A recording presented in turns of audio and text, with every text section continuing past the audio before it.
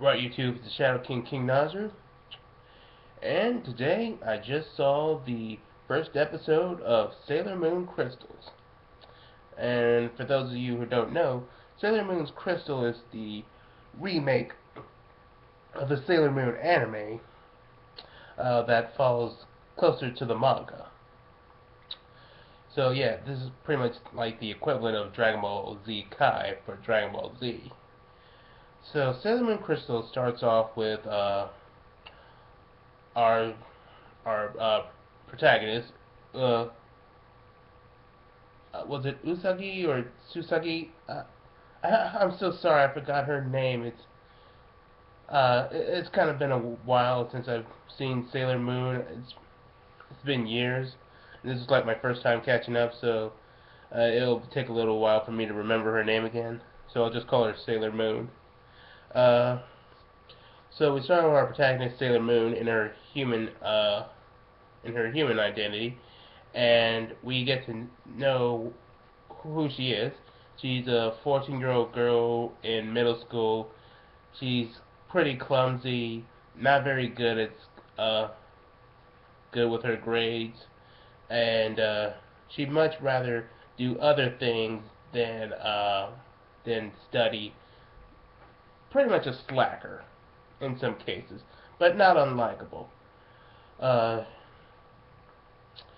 she says uh, that she'd like to do things like one of the things she said she wanted to do was like be a superhero like Sailor V or Sailor Venus, and then study.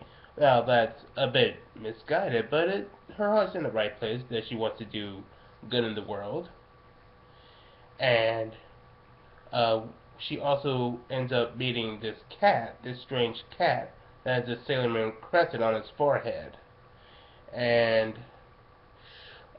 one thing leads to another. She finds out that the cat can talk, and it gives her a gift. This jewelry that allows her to become Sailor Moon.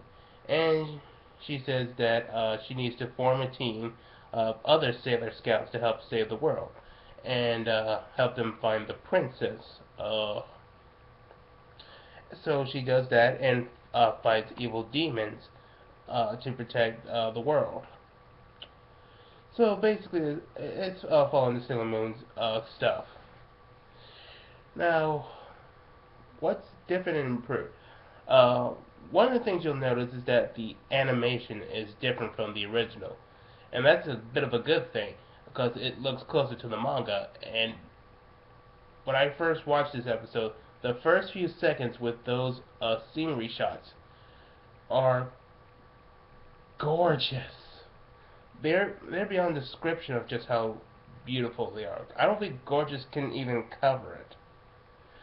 I normally when I normally when I see things like seeing scenery shots with like the old Dragon Ball Z dub or like with Space 2001 Space Odyssey, I'm just like, come on, get on with it already. And for those of you wondering, yes, I'm not a big fan of 2001 Space Odyssey. So there's your review for that if anyone asks me. But these were so gorgeous that I could watch that for like a couple of minutes and not be bothered by it in the slightest. They were such detail, such variety in colors. You have to see to believe this sort of thing. And I do like the animation for the characters, especially with Sailor Moon, how her hair flows instead of just being this stagnant one like in the old anime. Uh, and the humor is done differently.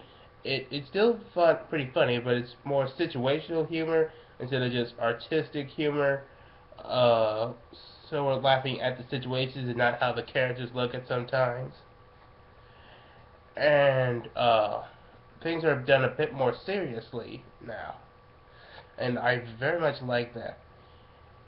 So I would highly recommend the watching Sailor Moon Crystals, and I will definitely be watching it along with Dragon Ball Z Kai. And uh, if Sailor Moon Crystals goes well, I'm hoping that this might inspire Toei Animation to branch out and do other animes.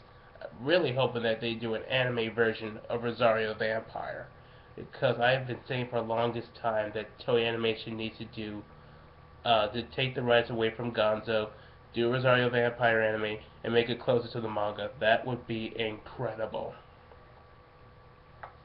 So, on a scale of 1 to 10 for this first episode, I'm going to give it a 9.9 out of 10.